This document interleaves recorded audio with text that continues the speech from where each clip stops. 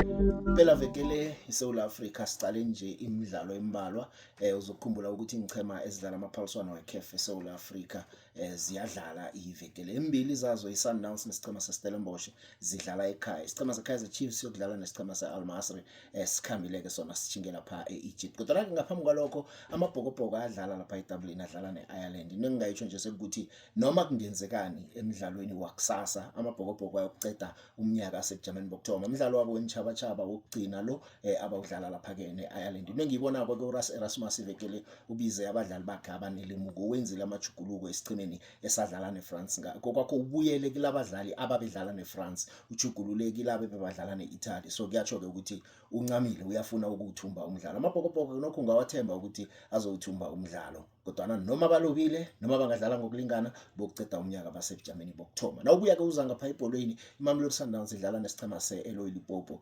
Sibuya nje kabili ngokulandelana. Isichema lesi sikhiphe iOrlando Pirates kuChampions League badlala neMamelodi Sundowns kileli hlandla leli la eSouth Africa ngomgcibelo. Stellenbosch sona ke sidlala nesichema seOtoho badlala ePolokwane. Bakatelelekile ukuthi basuke lapha eCape Town bachinge lapha ePolokwane ngoba eCape Town amatatawu awekho kulungiselelwa iRugby Sevens itatawu labo iDenny Craven lisalungiswa. Ngibeka kuweke angazi mabhokobhoko yiSundowns iStellenbosch iKaizer Chiefs uzibona zizokusebenza njani impela vekele ingchema zekhaya ezi.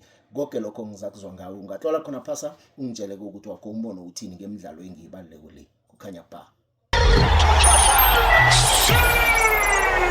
isikhathi sokuza umsikinyeko ngebelo urabhula unqophe akwande mlaleli ngiyakulotshisa namhlanje kwahlelo lethu lemhleni ihlelo fulela onetwa uGwekwezi FM. Everybody here, everybody